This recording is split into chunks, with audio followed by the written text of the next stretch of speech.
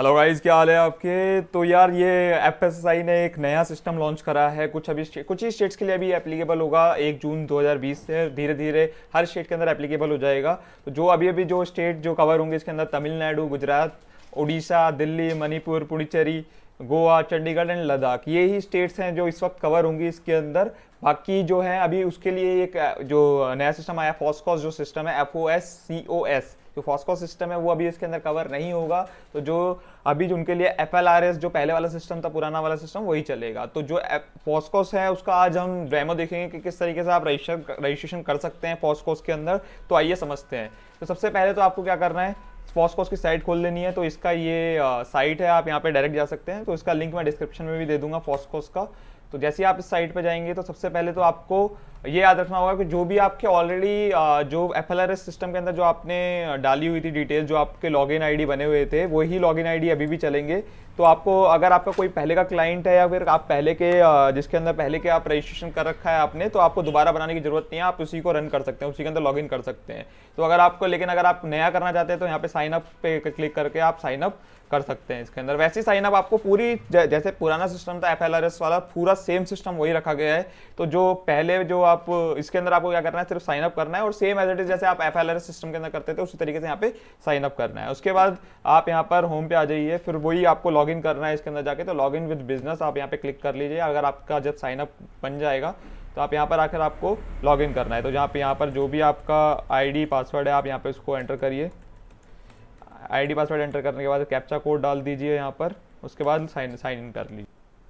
Sign in करने के बाद कुछ इस तरीके से आपके पास स्क्रीन आएगी। तो इसके अंदर आपको देखिए सेम वही है, FLRS सिस्टम वाला है। तो आपको लाइसेंस अप्लाई करने के लिए यहाँ पे लाइसेंस रजिस्ट्रेशन में जाना है और अप्लाई फॉर न्यू लाइसेंस। तो उसी तरीके से रिन्यूअल के लिए यहाँ पर ऑप्शन आ रहा है। मॉडिफिकेशन करना चाहते हैं लाइसेंस के अंदर तो यहाँ ऑप्शन आ रहा है। सरेंडर करना चाहते हैं अपने लाइसेंस को तो यहाँ आ रहा है। तो उसी तरीके से अगर मैं नया लाइसेंस अप्लाई करना चाहता हूँ तो अप्लाई फॉर न्यू लाइसेंस पे क्लिक करिए। उसके बाद आपको स्टेट सेलेक्ट करनी होगी जैसे आप पहले करते थे।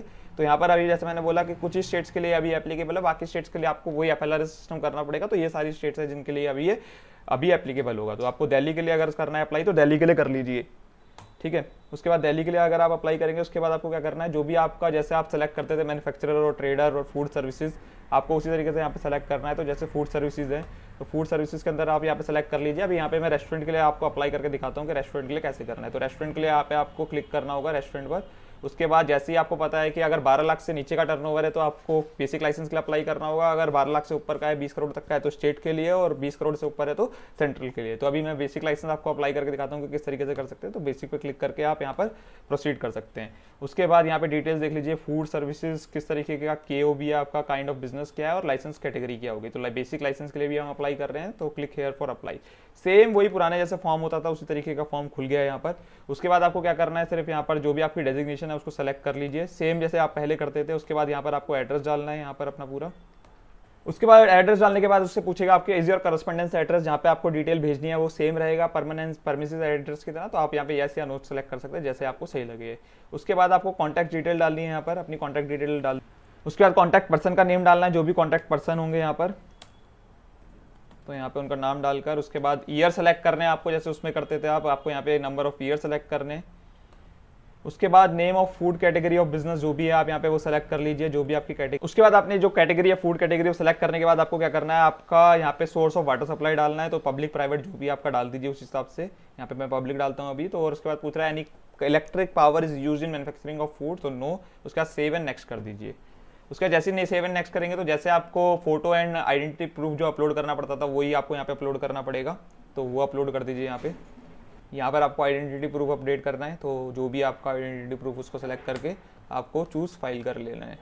उसके बाद इसको भी अपलोड कर देना है, पेन को भी और अपलोड कर देना है। उसके बाद आपको कोई अदर डॉक्यूमेंट लगाना है तो आप यहाँ पे लगा सकते हैं जैसे आपको सही लगे कुछ लगाना है यहाँ पर। तो उसके बाद अगर नहीं लगाना तो उसके बाद कंपलसरी है नहीं। उसके बाद आप डिक्लेरेशन दीजिए और आपको यहाँ पर जो भी है जिस तरीके से भी आप पे करना चाहते हैं उस तरीके से पे कर सकते हैं। तो आप ई पे कर सकते हैं, चालान बना सकते हैं।